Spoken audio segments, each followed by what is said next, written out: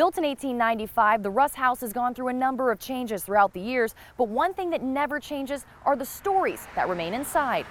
In the heart of Marianna, Florida, are stories unlike any other. My favorite story about the Russ House has always been that there is a figure of a man that you can see up in the tower on the top of the house.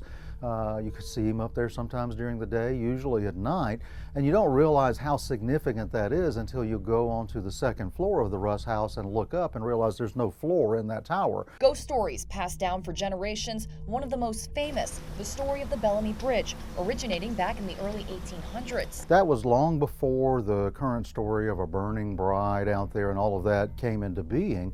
And the story revolved around a woman named Elizabeth Bellamy who died in the 1830s of malaria. After she passed away, the baby dies, and then, some years later, her husband commits suicide. And you add that much tragedy, you're going to get a ghost story, whether there's a ghost or not. And there have been quite a few strange sightings at the bridge. I saw a fog that was almost like a light electric blue color that was kind of ebbing and flowing one night out at the bridge. It sounded like across a wooden bridge, but there's no floor to the bridge at all. So that was pretty interesting. Susan Todd and her husband Tracy have been exploring the paranormal for years, traveling to historic sites all over the Panhandle. They've started the group Emerald Coast Paranormal Concepts, using devices such as recorders and gear that monitors electromagnetic frequencies. These tools allowing them to communicate with the spirits, and while it may sound crazy, I joined them one night in the Russ House to see how it all works firsthand. That beeping noise is set off when something with its own electromagnetic field enters into the detection field of the devices. In this case, nothing was near the devices, so could it be a spirit haunting the Russ House?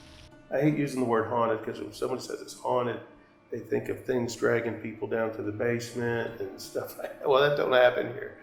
There are spirits here that will speak to you, though. If you're interested in checking out the paranormal for yourself, there are sessions open to the public. We do charge a fee to do these private investigations. However, the money goes right back to the Bellamy Bridge, or it goes right back to the Russ House for improvements and stuff. We don't keep any of the money, but we like to do this because we want to educate people that really want to learn about the paranormal. Following Hurricane Michael, the trail to the Bellamy Bridge was heavily damaged with trees and debris, and the Russ House suffered roof damage and was in need of other structural repairs. Admission from events hosted by the Todds has amounted to over $9,000 for the Russ House alone, all money that has gone into restoring these places and keeping them open for generations to come. The fall tends to be particularly busy for paranormal seekers, so if you're interested, the Todds ask one thing. Some people are so dead set against this. Then there's others that are halfway, and then there's some that are so for it, But if you want to go out to the Bellamy Bridge and you really want to see something out at the Bellamy Bridge, I really think you need to go out there with an open mind. There's a lot about it that I think will intrigue every member of the family, and there may be a ghost. The reputation is that it's Florida's most haunted bridge. Who am I to say no? Whether you're looking to experience the paranormal or just take an adventure somewhere you've never gone before, the Bellamy Bridge and the Russ House are both great places to start. Kelly Grossfield, News 13, Panhandle Strong.